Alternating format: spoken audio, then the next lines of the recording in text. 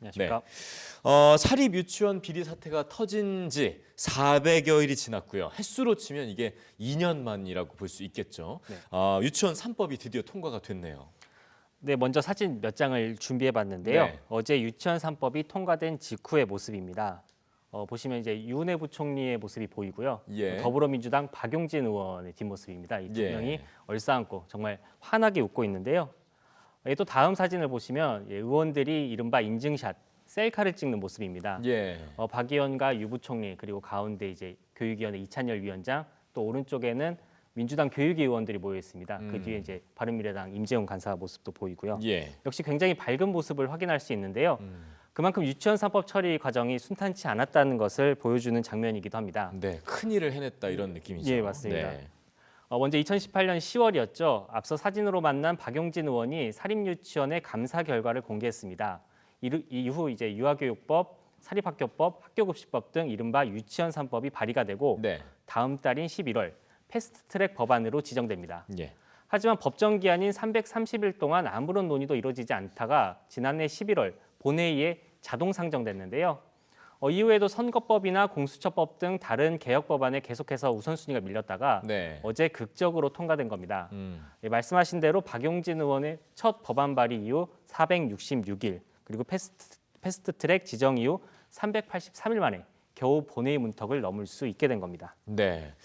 아까 사진에서도 느낄 수 있었겠지만 그 법안 처리를 위해서 정말 많은 우여곡절이 있지 않았었습니까? 그렇죠. 이 법이 통과가 되면서 이제 사립 유치원에 어떤 변화들이 나타나게 되는 겁니까? 네, 이름처럼 유치원 3법은 총 3가지 법안으로 구성되어 있는데요. 예. 먼저 유아교육법 개정안의 핵심은 국가교육 회계 시스템, 에듀파인의 사용을 의무화해서 회계 투명성을 높이는 겁니다. 예. 또 비리가 적발된 사립유치원이 폐원 후에 이름을 바꿔 개원하는 이른바 간판가리를 금지했습니다. 네.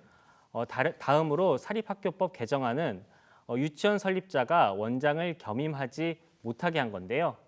원장 본인의 비리를 이사장이 스스로 징계하는 이른바 셀프 징계의 폐단을 막기 위한 조치입니다. 예. 그리고 교비 회계 예산을 교육 목적 이외로 사용할 경우에 2년 이하 징역이나 2천만 원 이하의 벌금으로 형사처벌하는 내용도 담고 있습니다. 예. 지금까지는 그냥 시정 조치만 이루어졌는데요. 네. 형사처벌하는 것으로 바뀐 거고요. 그렇죠.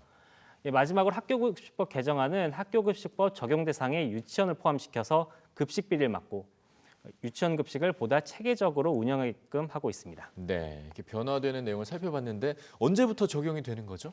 법들마다 시기가 약간씩 조금 다른데요. 예. 우선 에듀파인 의무화가 가장 먼저 적용이 됩니다.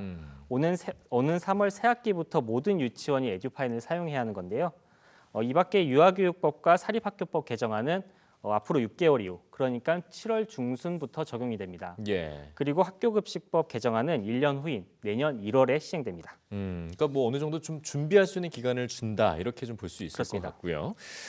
무엇보다 교육계의 반응이 좀 궁금합니다. 네, 교육부는 어제 법 통과 직후에 유은혜 부총리 명의의 입장문을 냈는데요. 네. 이번 유치원 3법 통과로 유아교육의 투명성과 공공성 강화의 기반이 완성됐다면서 지난 2018년 10월 발표한 사립유치원 공공성 강화 방안을 차질 없이 추진해 나가겠다고 약속했습니다. 네.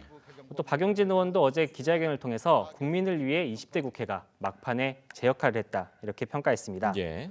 또 유치원 3법에 극렬하게 반대해온 사립유치원 단체인 한국유치원총연합회 한유총은 이사회를 거쳐서 오늘 오후에 입장을 밝히겠다고 했는데 네. 아직까지도 공식적인 입장은 내놓지 않았습니다.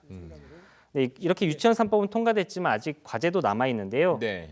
사립유치원을 학원으로 변경한 뒤에 폐원을 하는 이른바 꼼수 폐원 행태가 여전하다. 이런 지적이 아직도 현장에서 나오고 있고요. 네. 또 소규모 유치원의 경우에 에듀파인을 활용할 만한 행정력이 부족하다. 또 학교급식법의 적용이 현실적으로 힘들다. 이런 문제 등이 남아 있습니다.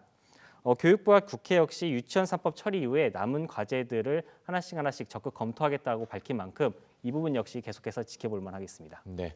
법안은 통과가 됐지만 어떻게 보면 지금부터가 시작이다라고 좀 생각을 하고 이런 과제들을 아주 꼼꼼하게 좀 잘 처리가 돼야 될 것 같습니다. 네, 송 기자 수고했습니다.